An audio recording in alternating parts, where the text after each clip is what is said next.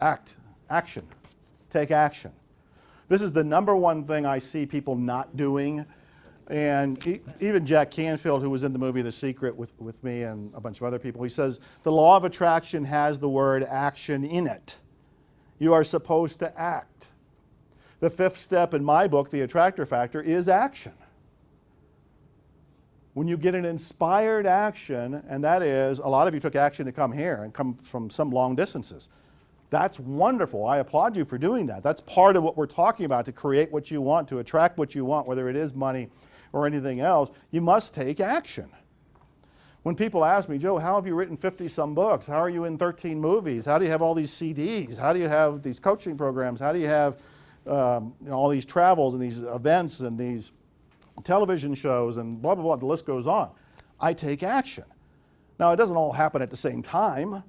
You know, when you keep doing this, 30 years later, you look back and go, oh, I wrote 50 books. I came out with so many music CDs.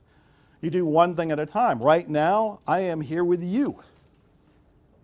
That is my action. I am here with you, receiving information, sharing information with you, helping you to the best of my ability so that you can have, do, or be the dreams that you want. Now, as I'm telling you about taking action, I really got to turn the fire under you a little bit here. I mean, I'm called Mr. Fire for a reason, so I'm going to go ahead and ignite the burner. Here's the kick that you were looking for, yeah. It's a polite and loving kick, but it's a reminder. So a couple Mondays ago, I was getting a massage. And the woman who gives me a massage, we talk for a little bit, but usually I zone out and then I'm gone. And she said that she wouldn't be able to give me a massage the next week because she was going to be out of town. And I said, that's cool. What are you going for? Well, a friend of hers, who's not even a really close friend, but a friend of hers, was given 3 months to live. And I said, what? And she said, yeah, the woman was having dizzy spells and so forth. She went and had some tests done, and they found out that she's got a brain tumor. And they said, it's large enough that you have 3 months to live. Well, the woman was confused and surprised, but she was also into natural things and green things. So she did the raw food. She did a bunch of things that were very natural. Well, all things I probably would have done as well. And she said, I feel great. And she went back, and the doctors and everything put her back in the MRI, and they said, look, what you're doing is wonderful, but your tumor is bigger. You have less than 3 months. And then I went into my massage, and I'm laying there, and I spent the next hour or so wondering, what would I do if I had 3 months to live? What would I do? And I couldn't come up with anything different than what I'm doing. So I'm apparently doing my love and I'm doing my passion. But my question to you is, can you all say the same thing?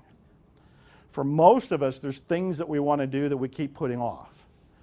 And I'm saying, we don't know. I told you about going to see my mother. Her days are numbered. I don't know if she's got days or weeks or a few months. And of course, there could be a miracle. It could be much longer. But she's checking out. And so I, as her son and her firstborn, I'm feeling that. And I'm looking at her going, did she complete everything? What would she do if she knew exactly how much time was left? What would I do if I knew that there was 3 months left? What is this woman going to do?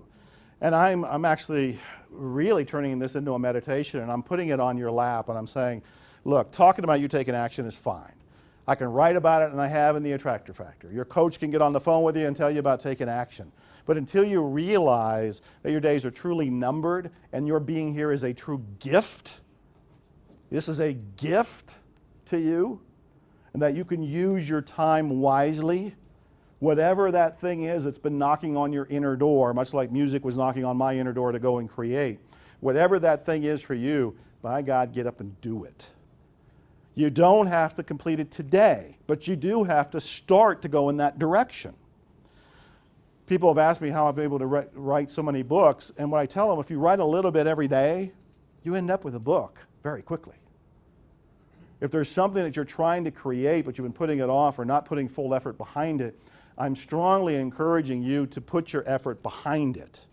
And again, the clearer you are, the faster you manifest. If you've had some doubts about things, like you don't think you're the right person or it's not the right time, it's time to question those and say they're beliefs. They are not facts. You are the right person. This is the right time. There is nobody else to do this.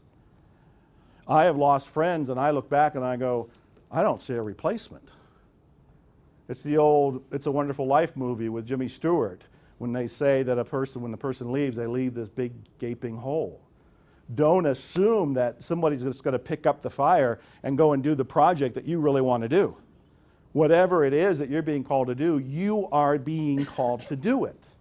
There are so many stories of so many people have either come to this country with nothing, or in one shape or form, even with me being homeless at some point in poverty. That's not unusual. There are people who have had things to overcome, but they overcame them by taking action, by getting clear, by getting support, by getting a coach, by doing all the different things we're talking about.